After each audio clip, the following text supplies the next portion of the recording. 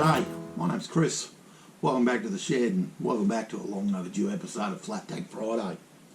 It's really cold here in Australia at the minute. I'm in the southern parts and I know it's dropping down to 1 or 2 degrees overnight, 0, and we've had a few frosts, so I haven't been super active in the shed. But what I have done is I've been a bit naughty and not brought you along for the program with this gear change linkage.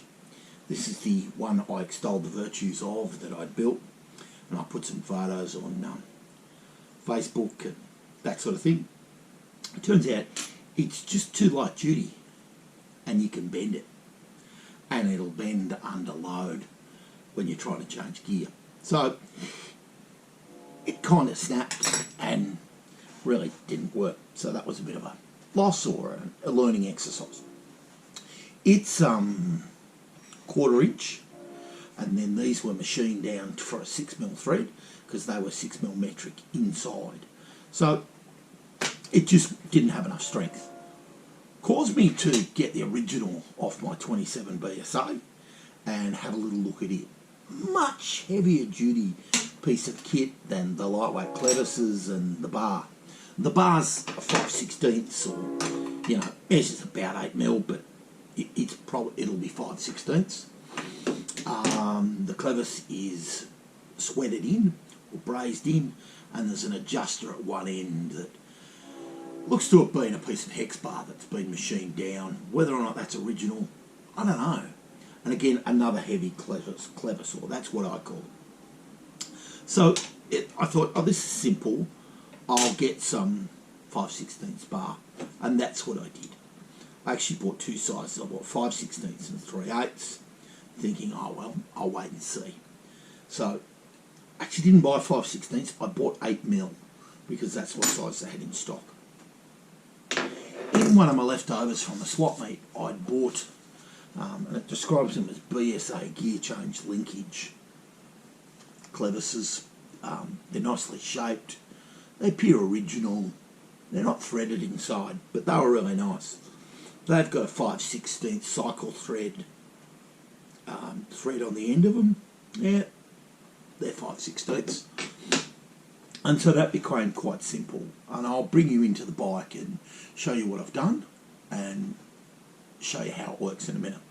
The other thing that's been a bit exciting today is a package arrived from the UK, and I bought some Royal Enfield clutch discs because weirdly they are a perfect match for the Albion Clutch that I pulled off that heavyweight Albion gearbox.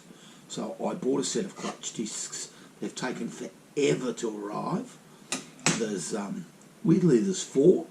There's 3 that are the same, and then there's a heavy metal one with a different material on it. So I'm going to try and fit those up to the clutch, and I'll bring you along for the ride with that. So that's a bit of a result for me that there's those clutch discs from, I don't know, the 30s, and Royal Enfield are still making exactly the same clutch discs. So that's pretty cool. Let's come over to the bike and I'll show you the gear change linkage and you can have a bit of a look at that. Alright, here's the special. And we're looking specifically at the gear change linkage. So it's sitting in neutral now, and here's the rod I've made. Goes all the way down. At this end you can see the clevis that I bought at the swap meet. I gave it a little polish up, found the right size nut for it from a stock I had. Then this is hex bar, and it's right hand thread at one end, and then I left hand threaded the other end.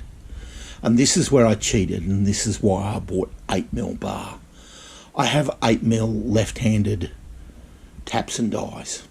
So I 8mm left hand, 8mm left hand, and made a nut, a locking nut. So that worked super well. Gave it a polish, gives me adjustability at each end, and that's good. The rod is now rigid right through. And then at the other end, mainly because I could, I did the same thing. Polished up the clevis, right hand with a nut this end, right hand threaded cycle thread here, left hand threaded, metric 8mm here and here. Again, the adjustability is fantastic. With the clevis, I threaded 5/16 cycle thread on the back side, so I can just wind a bolt through and then lock it off with a nut. And that appears to have worked really well. I did the same at the other end, but it does look a little bit clumsy with the big nut, so I'm not super happy with that. The original 27 BSA doesn't have that clumsy looking nut on the back. Maybe some Loctite and just threaded through will hold it all in. I've had the rear wheel off the ground and gently turned it, and it changes through all the gears, which is super good because I just gave the gearbox a little rebuild with the best of what I had and bolted it back together with new bearings. So it's changing. I've dumped oil in it. The oil's leaking out because the cover's not tight, but it changes through all the gears. Really good outcome. I'm really pleased with that. Let's come around the other side and we'll have a look at that clutch and maybe see how that works. Here's the Albion Clutch. Again, sorry I've cheated while you're away. I used the shaper and cut a slot, I enlarged a slot on the clutch to put a Woodruff key on.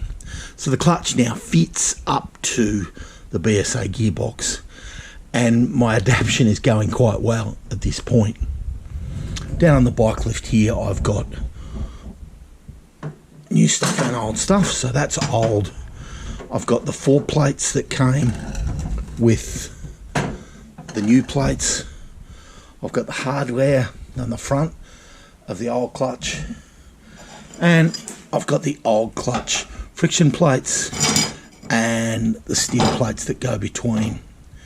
I'm going to have a little mess around with these and see how they go. I don't actually have I think I have more parts than I need, put it that way. So I'm going to make the best I can of these new friction plates and the metal plates, and we'll see how everything works out.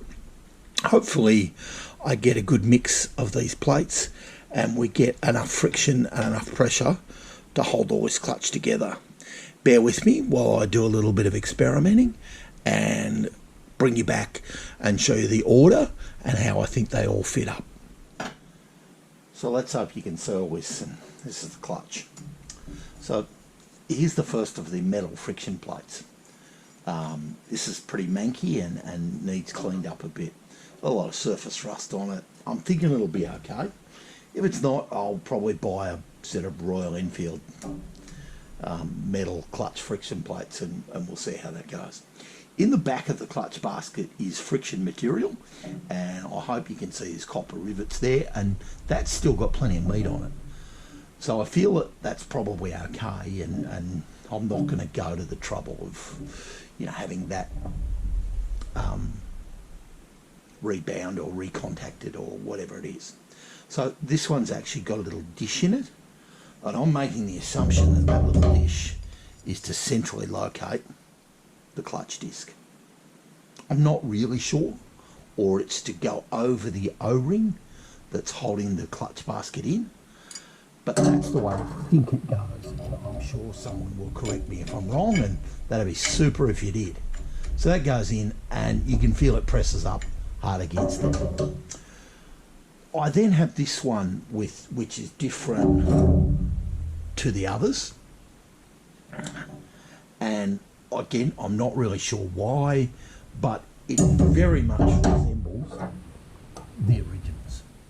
So for whatever reason, I have decided I'm going to put that one in first. Again, if I'm wrong, someone let me know.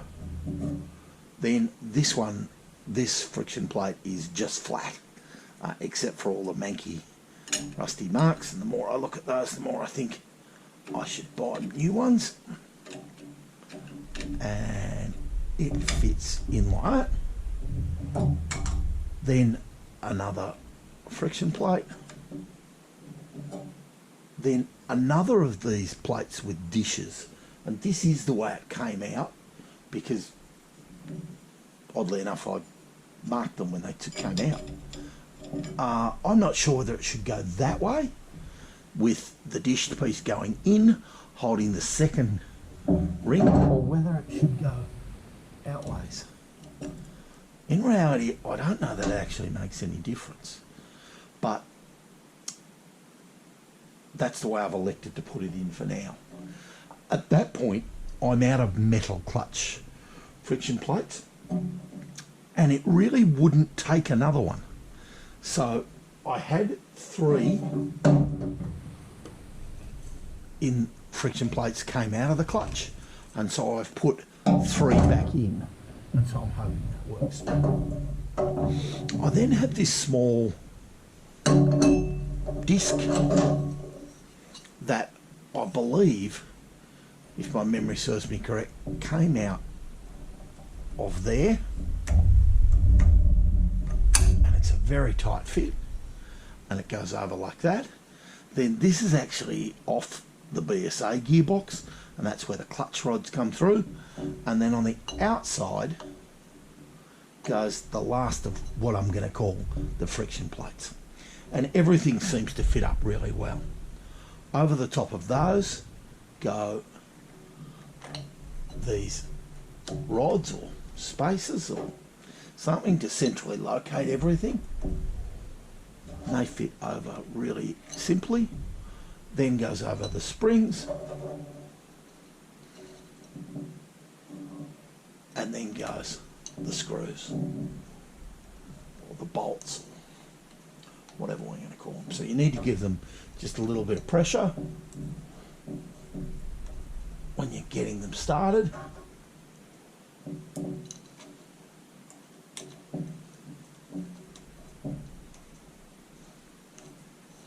And away they go. Then a 1/4 inch Whitworth spanner, and you can tell they're Whitworth in my shed because they're all painted yellow, and they'll do up by hand when the other 2 are done up. And I've elected at this point to bottom them out. The bolts or the adjuster screws or whatever you want to call them only go in so far before they hit the top of that spacer that's around the shaft, and they tighten right up. Give me a second and I'll tighten those up. They've got a fair bit of compression on them. They're quite tight, those springs.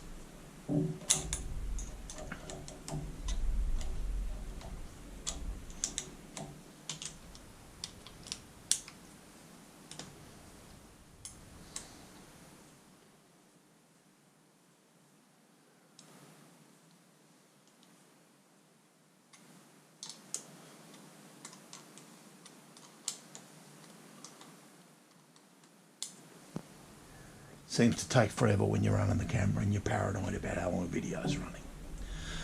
Everything's tightened up, and of course before I showed you all that, I'd had a test run of it and made sure it worked. Now I can leave it in neutral and it just all turns, and that's fine. And as soon as you pop it into gear, everything just locks up. You cannot turn the rear wheel, so the clutch is operating correctly. I need to get a clutch adjustment rod. I've got several here that I'm going to have a go at fitting and cutting the length and try and get the clutch to actuate, and that prompts me to start looking for a lever.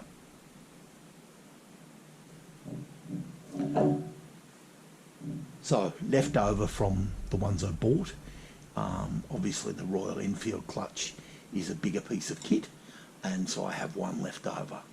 I'm hoping the old Albion clutch will have enough strength in it to work with just the 3-springer. I'm not really sure that it's going to be okay, but for now I'm going to call it a reasonably successful outcome. I'm 75% happy and think that I've done a reasonable job. To bring into the picture, I think these were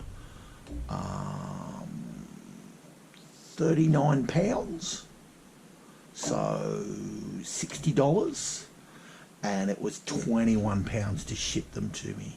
I think all in all it was £60 or 90 something dollars. That did take an extraordinary amount of time to come, but that's the world at the minute. Everything seems to take a lot longer than it used to. It's a good outcome for me. I think that's the end of Flat Tank Friday for another week. Progress is slow but meaningful at this stage. This is the bit I don't necessarily enjoy because it feels like it's taken forever. I think I've waited 6 or 8 weeks for these clutch plates to arrive. It feels like it takes forever. I didn't know where to get them in Australia. I suppose you can get them, I just couldn't find them. So these are the ones I could find. What does amaze me is that, you know, a clutch that's probably, 80 years old, 30s, 40s, maybe it's the 50s, I don't know. You can still buy brand new clutch plates, and they are a perfect match. They are amazing how similar they are. Are they identical? Well, yeah, they look it. They measure it. It's amazing. So I'm pretty amazed. Amazing what you can find out off the interwebs, or you just keep searching and keep searching for parts. I hope all this is interesting to someone. I hope it works. If it doesn't work, I'll regroup and have another go. I'll try harder to bring you along for the ride as I do stuff, rather than what I did with the gear change linkage. The reality of the gear change linkage is it probably took me 2 days on and off to get that, and then an hour of fettling to get it to change gears and get it to change gears effectively. Anyway, it works for now, and we'll see how it goes. As I said, that's Flat Tank Friday over for another week. You have a great weekend. Cheers.